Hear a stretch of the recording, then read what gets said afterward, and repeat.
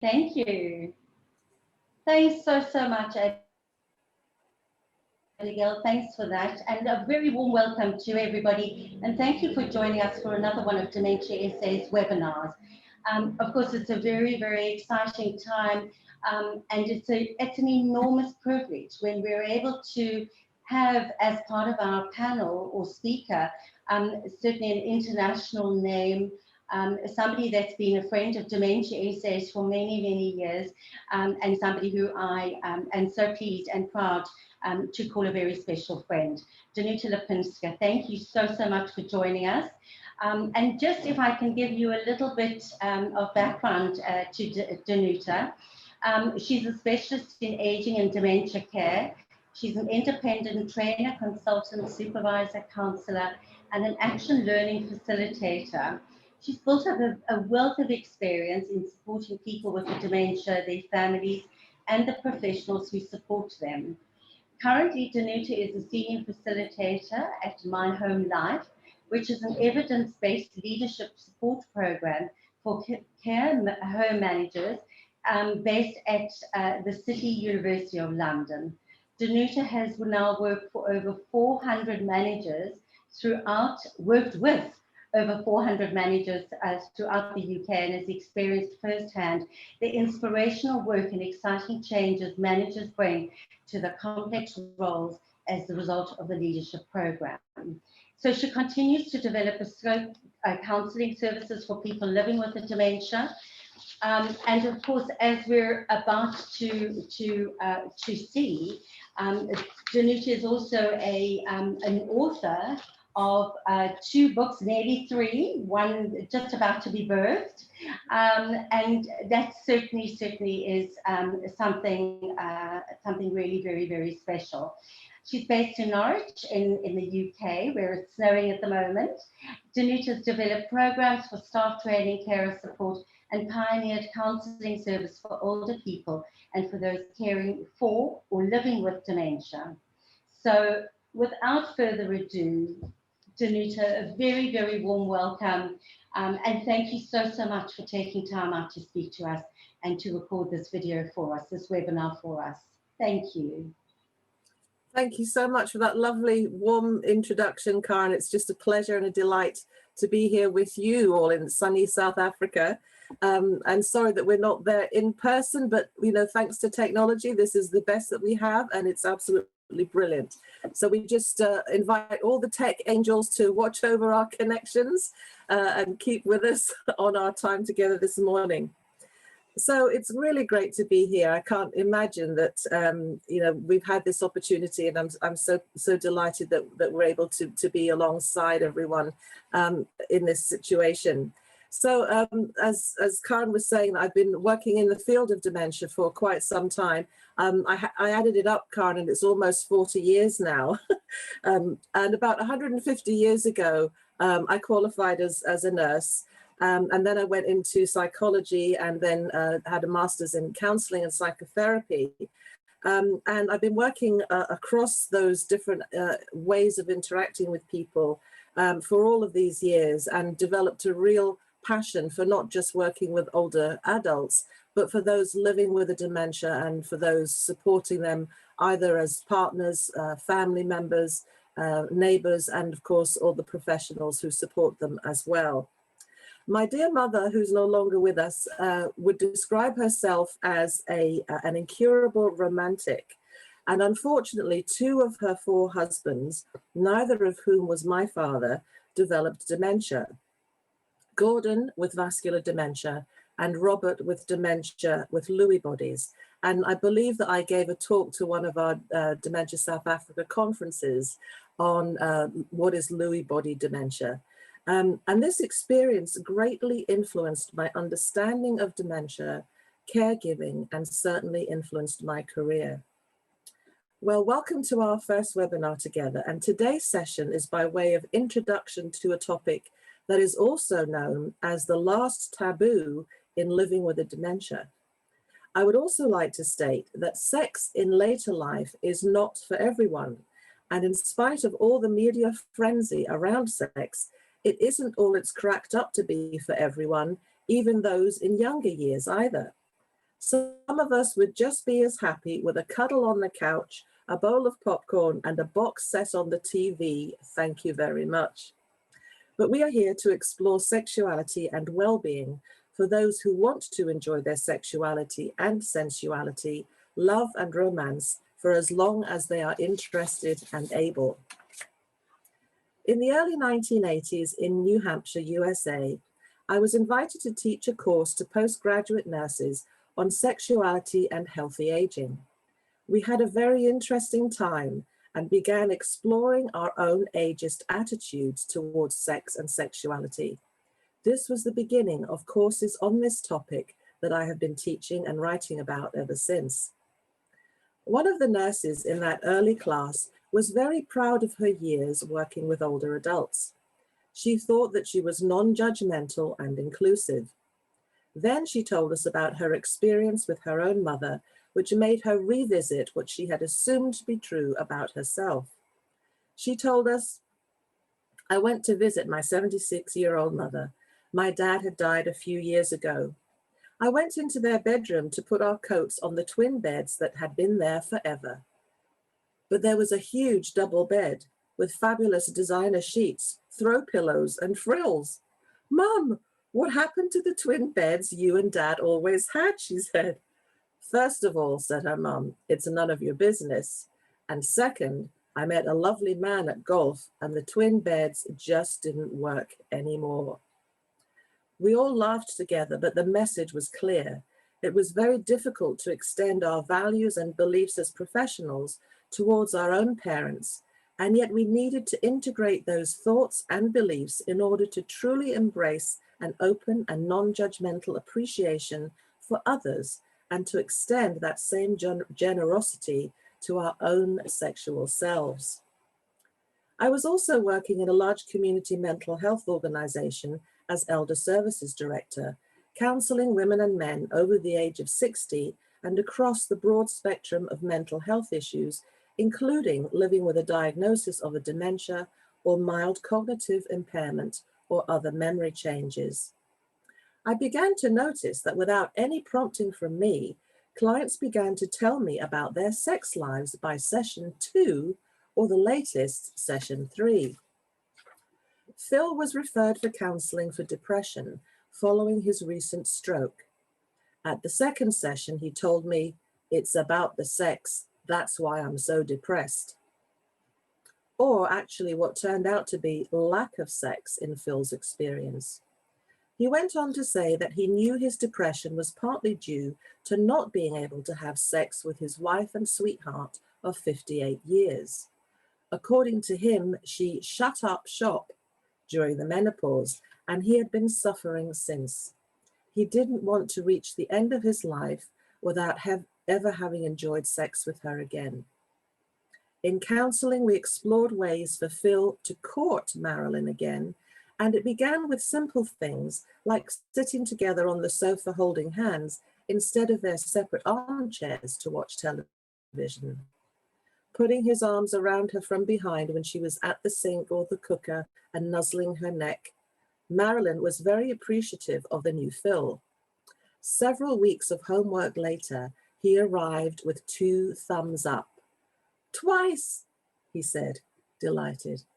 It had been wonderful for them both. He described how important it had been for him to talk about this very private yet essential part of his life.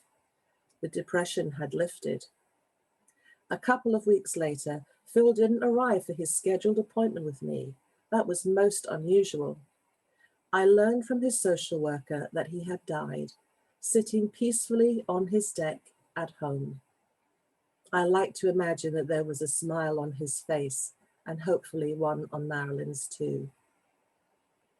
A woman recently told me at a conference over coffee that she has had dementia and she is in her late 70s, and that no one thought that sex was even important to her and her husband anymore. People think that just because I might not be able to cook the dinner without help, that I have forgotten about sex. Nothing could be further from the truth, she said.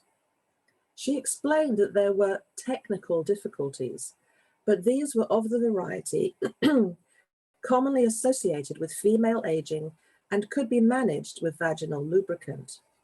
Her husband's arthritis and painful joints could be managed with careful body positioning, extra pillows, and some medication beforehand. We need to pay attention to what can bring comfort and well-being into older people's lives, and ultimately be our own best ambassadors for our aging sexual, sensual, and romantic selves. There was a fair amount of trauma in those years of counselling, but there was also joy and passion and a delight and oodles of well-being in those clients' lives. Returning to the UK, I developed the first ever counselling service specifically for people with dementia and their caregivers. Over a 3-year pilot project, many similar stories emerged.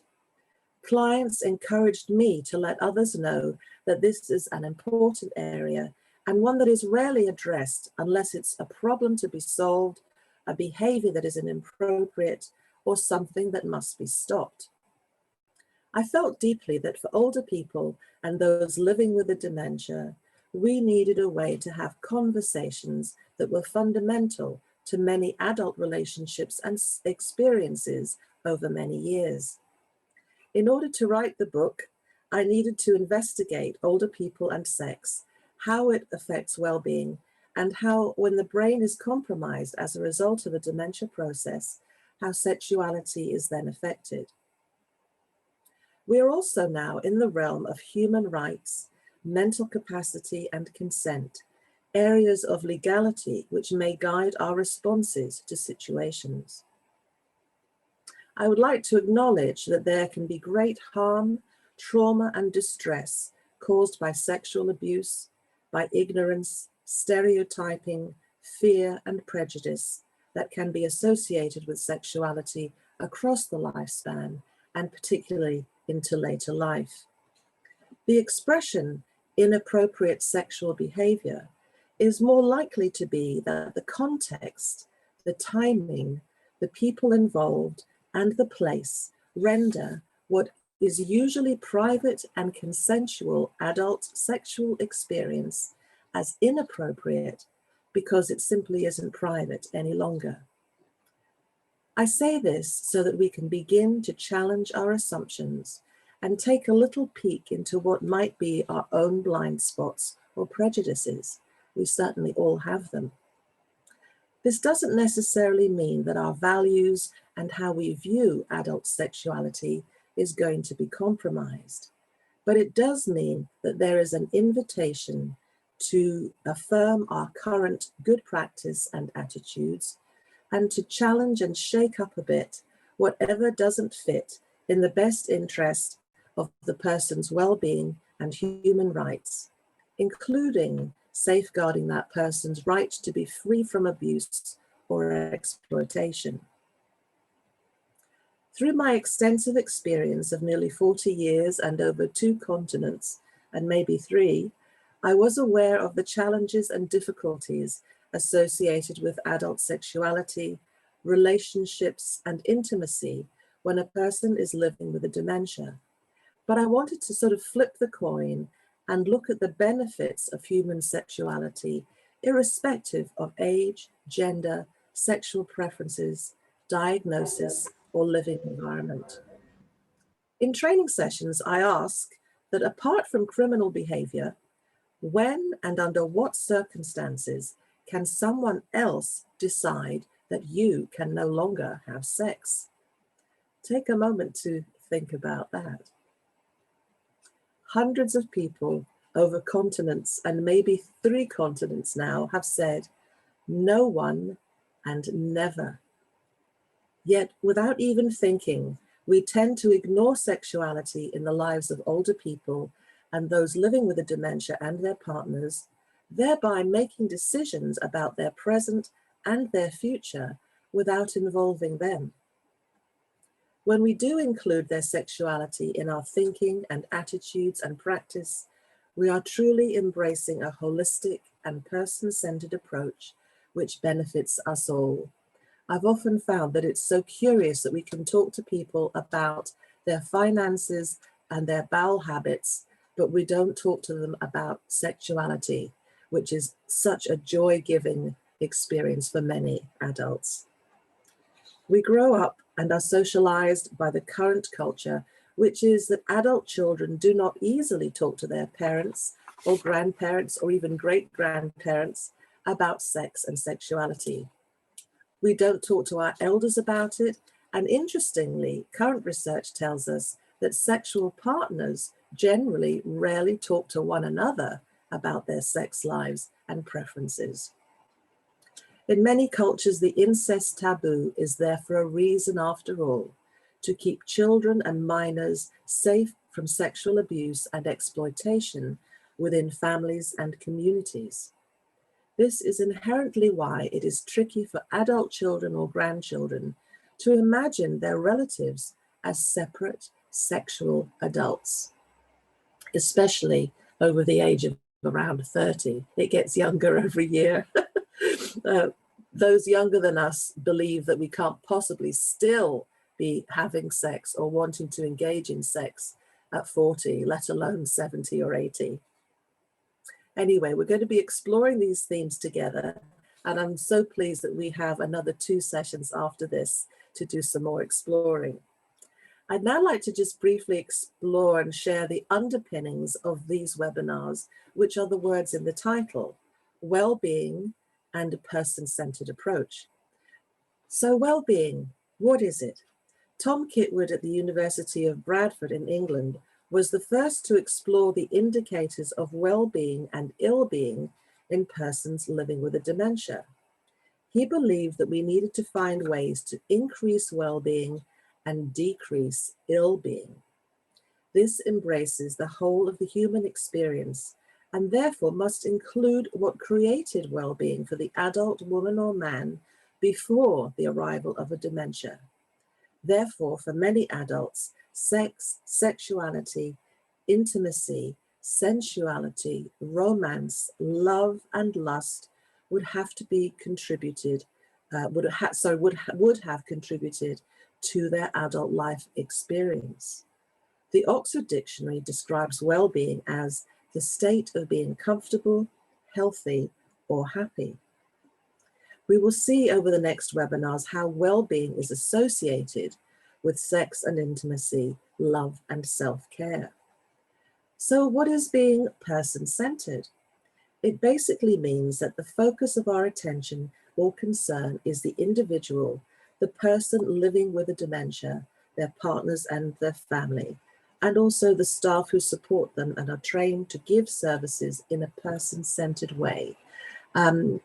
In common parlance, we might say that we're walking in that person's shoes or seeing things from their perspective or their point of view. What is it about that individual and how they're responding to their situation that I need to take into account, not me imposing my expectations on that other person.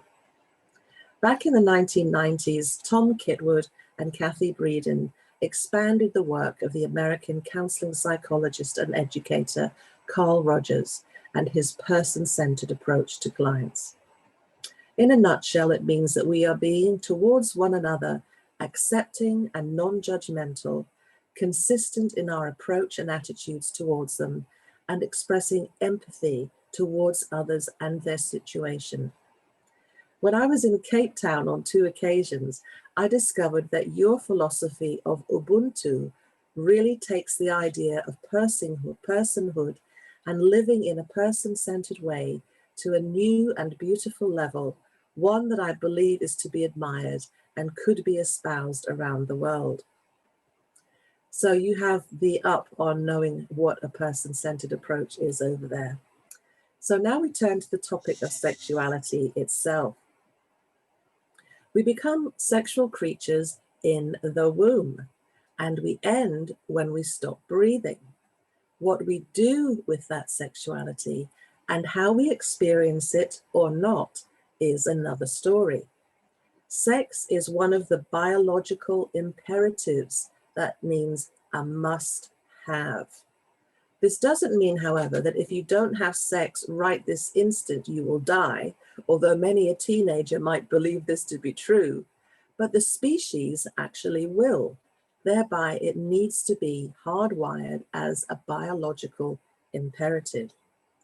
The other biological imperatives or must-haves, just to remind us, are eating, sleeping, eliminating waste, and drinking. So sex is hardwired in order to ensure that the human organism is going to continue to exist. Interestingly, humans and dolphins are the only species who engage in sex for fun and pleasure rather than propagation of the species. When people on my training courses are asked, why do humans have sex? Having babies and reproduction comes now around the middle of the list, whereas in years gone by, it would probably have been at the top of the list, maybe just underneath love. Things have certainly changed. After this webinar, I invite you to make a list of all the reasons that you think or imagine humans might have sex. Be brave. Don't censor your thoughts. We'll check in with our lists at the next seminar. We are also extraordinary as humans when it comes to the whole range of human sexualities, including lesbian, gay, bisexual, transgender, queer, plus, and of course, as many possibilities as there are humans.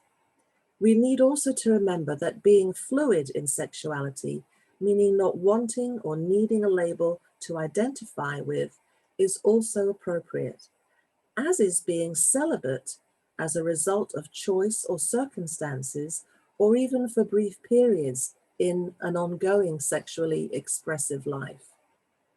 These are a few of the ways in which humans describe and identify their sexualities, and there are so many more that we don't even know about. We're going to end with a consideration of our own well-being and the opportunity to give and receive love, as well as the sexual, intimate, and sensual experiences. We can all choose to be kind to ourselves and to allow ourselves to choose happiness and feelings of well-being. Self-love is not a selfish act. It is important to love ourselves so that we can love others, or at least care kindly for others. We often hear the expression, it's the little things that make a difference. What little things can make you feel happy? What little things help you to get up and get on with your day, which add to your experience of well-being? Watching the sunset, eating ice cream, playing with your grandchildren or your pets, taking a candlelit bubble bath while listening to Mozart, that's one of mine, dancing in your pajamas, kissing and cuddling, enjoying sex, walking by the beach, a massage, climbing into a freshly made bed, watching the birds at the feeder, baking an apple pie and eating it later. I invite you to write down just for you, or maybe to share your list of little things that make a difference with a friend or a loved one. How many little things that you still want to do be on that list? How many are you able to do and would still like to do? We can be sensual beings and sexual beings, or we can be sensual beings without being sexual. All of our senses long to be nurtured and cared for. Enjoying our sensual lives add to our sense of well-being too. And interestingly, when we're thinking about well-being and sexuality, Tom Kitwood would agree with us that we are experiencing life well and supporting people well when well-being means that they wish to be engaged affectionately, intimately, and sexually with others. So far from it being a problem to be solved, it's actually a reflection on how well we're doing in this process together. So we're coming to the end of this particular presentation, and in the spirit of Valentine's Day, which is soon approaching, I'll leave us with the words of a lovely old song from the movie Casablanca. Don't worry, I'm not going to sing it. You must remember this. A kiss is still a kiss. A sigh is just a sigh. The fundamental things in life apply as time goes by. And when two lovers woo, they still say, I love you. On that you can rely, no matter what the future brings as time goes by. Thank you very much for attending and hearing those few things that I wanted to share with you this morning. And also just a little plug for a different kind of book.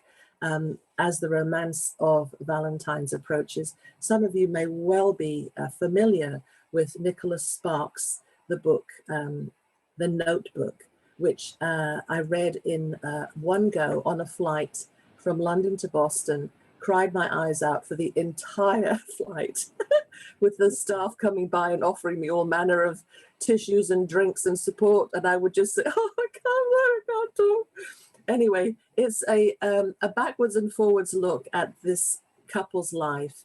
And the woman in the couple develops Alzheimer's disease, but the romance and the passion and the joy between them as they reflect on and experience their sexuality together is just without parallel, and it is much better than the film. So don't bother with the movie. The book is the real deal. Hi, Karen. Hi, Danuta. I must agree with you. The Notebook is absolutely amazing. I saw the movie, and the strange thing is that in the movie, they only mention the word dementia once in the entire movie. And it's left really to the audience to gather what type of disease this lady has. But I must agree with you that the book is far more poignant than the screen version. So yeah, that's great. Danuta, you know, it's such an incredible thing to have had parents of our generation where that were born in the 1920s, where there were three things that were never discussed in a household. And that obviously was politics, religion, and sex. And you've touched on a subject which I think many of us, because our parents didn't discuss it as openly as we possibly do now, there are possibly a whole lot of myths and things about sexuality and human sexuality and sensuality. But I must say that you've brought a very kind and a very sensitive, caring element to a topic which essentially is taboo.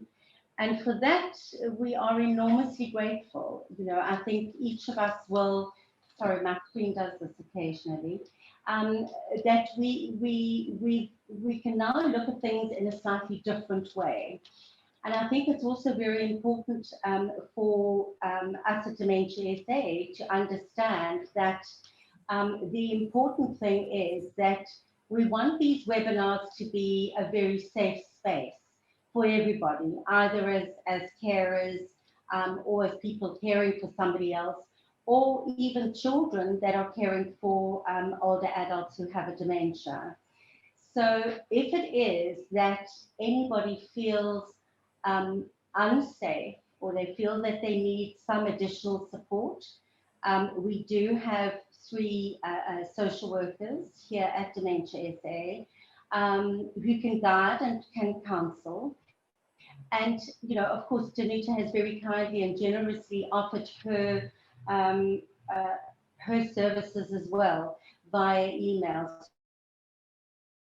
So we'll be able to forward those, you know, that information later on to you via the group, and everybody needs it in that format.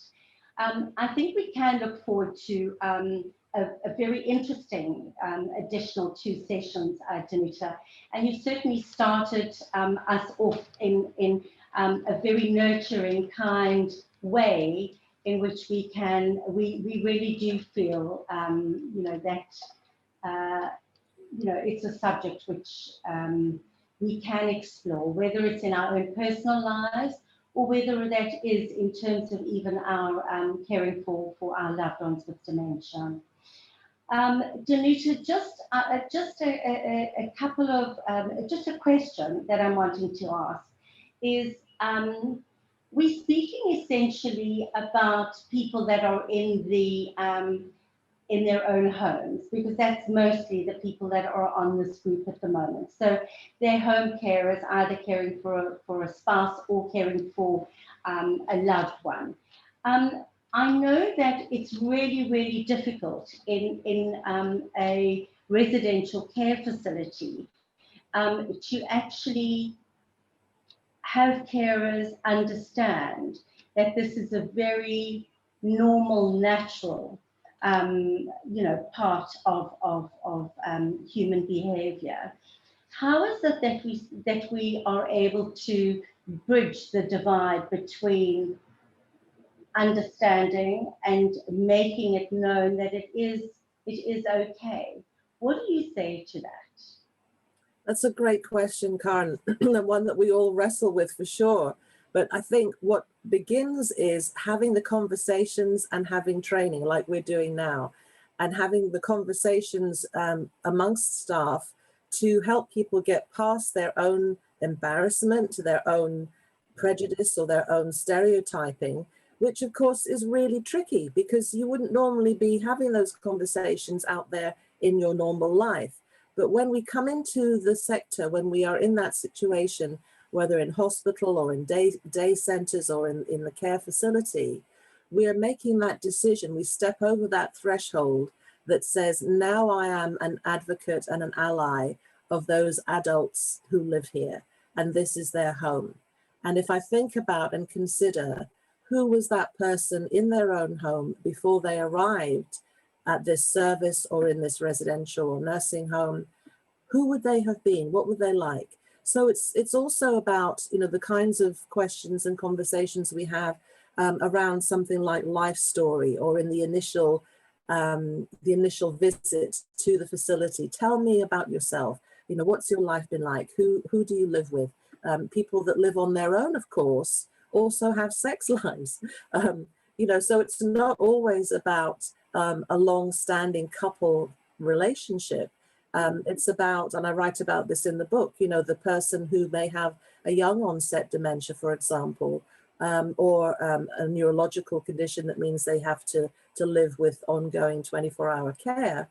And prior to coming into our facility, that woman or man would have had different opportunities to engage and to avail themselves of sexual experience, either alone or with others. And we need to be considering, what does that canvas, what does that tapestry look like in any given person's life? So it's difficult to have the conversation with another unless we get comfy ourselves. And one of the things that we'll explore in the other webinars is that although I'm sure all of us here would say, yeah, we want to have the conversations, but my experience was that nobody told us how to have those conversations. Right. So what I develop is in the book is a model based on Carl Rogers' acceptance, consistency, and empathy, and then looking at Tom Kitwood's model around his social needs of people living with a dementia that help us to have these conversations, to even create our care plans in a way that is truly person-centered and inclusive. But because we're using a model that has been tried and tested, it helps relieve us from some of the, the embarrassment about me asking you, Karen, about your sex life. It's about thinking of that model and saying, okay, how do I help myself and this person be comfortable with this topic? How do I use this person's identity as a way of them telling me about their life, which includes their sexuality, thinking about their attachments and what they find meaningful and how they spent their time. So it can flow into something very conversational. I know sometimes we think, how could I ever have that conversation with another person, especially if they are my elder, if they are older than I? Many of us have grown up feeling that that would be totally disrespectful. But here we are, you know, once we become that person's ally and their advocate, even though that might feel difficult and challenging to other members in a family or to adult children for the reasons that we've already described, we've all got to kind of get over it. And we can do that together through situations and conversations like this to start with. Well, I certainly hope that it's planted a seed, you know, where we're encouraging, you know, those that have joined the webinar to start exploring these, especially in the month of love, and certainly to have within that realm very honest situations and honest discussions and a real honest look at, you know, the whole ambit of being inclusive in all of these things. You've mentioned, you know, the gay and lesbian community, etc., which I know you work a lot with, and I think, you know, those types of things too. What we have here in South Africa, and you have in the UK too, are those that are part of Indigenous groups where everybody's culture is that, you know, and their view of sex, sexuality, and sensuality is that much more different to other ways. So maybe there's a little bit of a comment there. You mentioned Ubuntu, and that's certainly, you know, where that's one of the points too, where, you know, we've learned that. But how does that, in terms of sex, sexuality, and sensuality, really, where does that kick in then? Well, I think you're right about, you know, really wanting to embrace and be respectful of all cultures. And within that culture, there is going to be difference around views of sexuality and sensuality, etc., of course, and even of aging and how we respond to our elders. So we want to be as open as we can to allow those conversations to happen. And it may involve having to do some reading, having to go online, finding someone that we trust, that we feel safe with, to have a one-on-one conversation from one of those communities who can really help us to get past some of our own barriers, let's say, perhaps. So it's really the idea of inviting that openness and acceptance and being non-judgmental. And that really is work that has to start here, isn't it, Karen? It begins with us, doesn't it? So it's about us being willing to engage in that way and to be able to pose the particular question that lets that other person know that they're safe to share their experience with us. So it really is a one-on-one to begin with, and starts here at home with ourselves, but also it's about extending that and being willing to have our views or our opinions altered in order to be more in that way. And I said in the presentation that this isn't about someone coming along and ripping away from you your values and your beliefs, and in what you think is important and how you perceive sexuality and sensuality. We don't want to do that to one another, but we do want to very gently dismantle some of the walls that may have gone up around difference, particularly in sexuality. Does that make sense? Yeah, absolutely, it certainly does. And I think one of the other things that you know, I've always had as feedback from care facilities or residential homes is, you know, we saw Mr. So-and-so, say Mr. Jones, in Mrs. Westhuizen's room, but Mrs. Westhuizen's husband is still alive. You know, should we allow that? What are your views on that? We're getting into the tricky questions, Karen, before we've had session 3. Oh, right. We will. Okay, so We Let's will keep be it. talking, no, I will answer you, but we will be talking more about this. I just want people to know that I wasn't avoiding it on purpose because I knew we'd get to the nitty gritty at some point. But certainly those conversations are very difficult. And, you know, we're coming up now to the stage where the drugs, sex and rock and roll people are going to be moving into your care home. And so when they see all of these other people, there's the possibility that they might think they're back in the commune where they had, you know, sex with anybody and everybody whenever they wanted. And so we've got that sitting at the back of our minds. But we also know that there's the great human desire for companionship, for intimacy without sex, for companionability.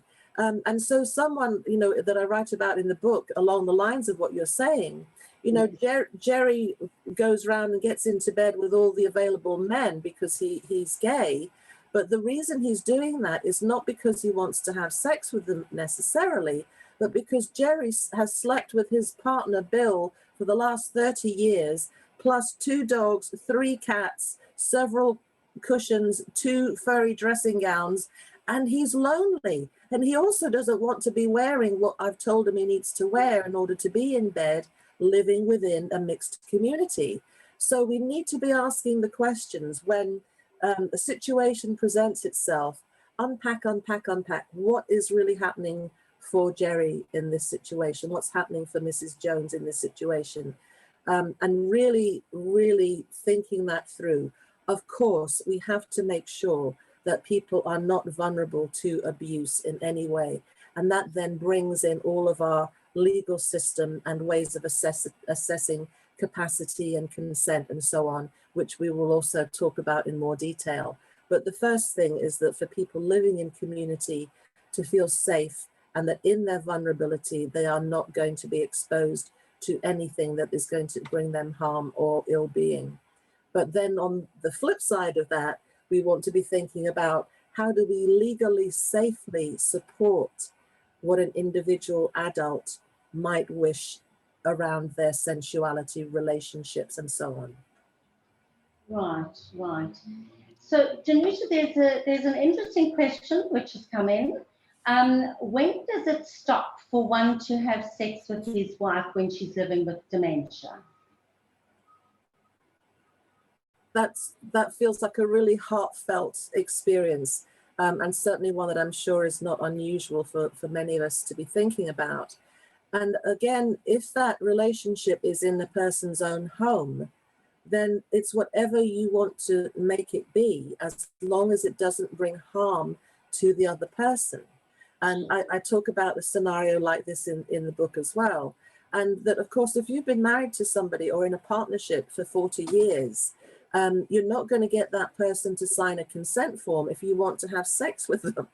You know, we learn each other's body language and signals to each other. And you might think, well, I don't really feel much like having sex this evening. But by the time you've had, you know, a warm drink and a cuddle, it may be that now actually sex would be all right. So the proviso is always that it has to be consensual. That doesn't mean a signed consent form, but that the person is not rebuffing the advances, that the person seems to be taking delight and pleasure and comfort and joy from the encounter.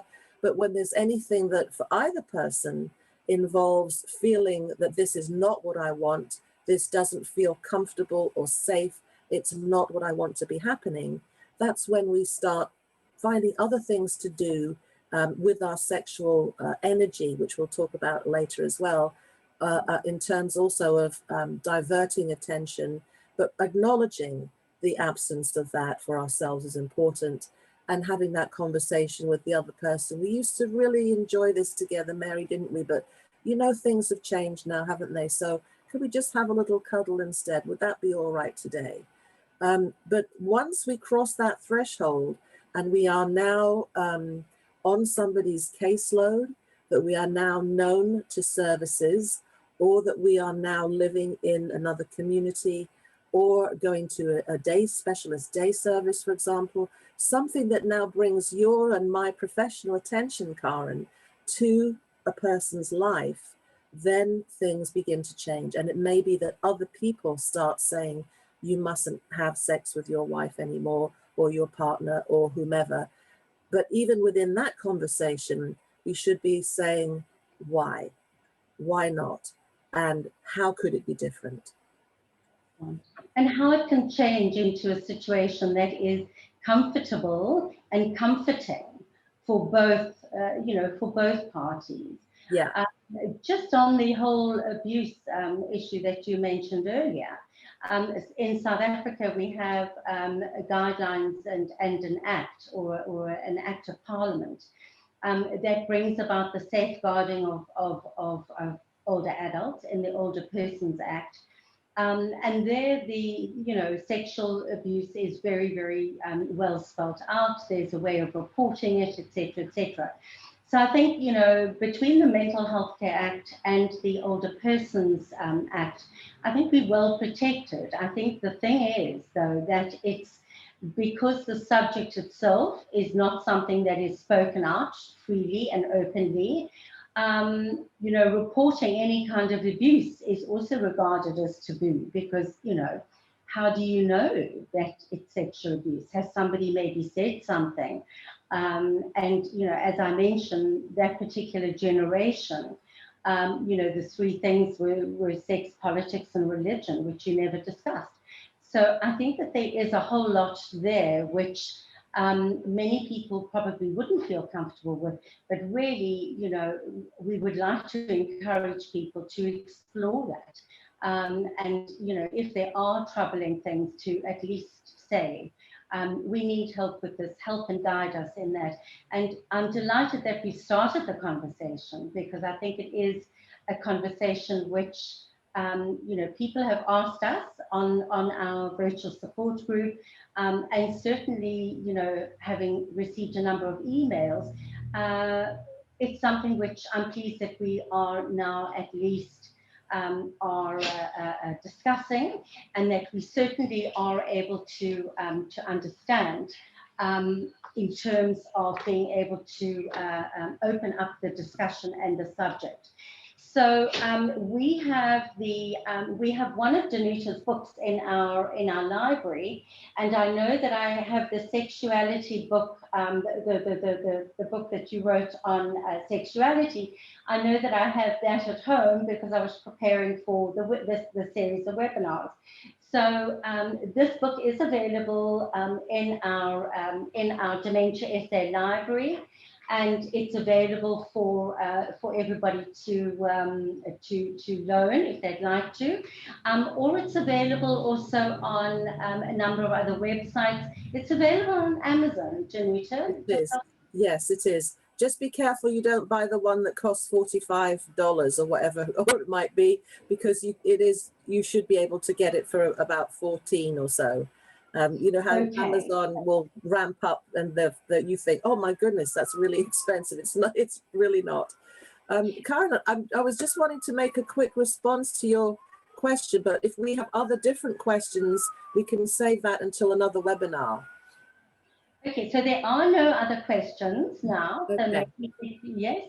And let me thank you again for your lovely endorsement of the book on sex, dementia and well-being.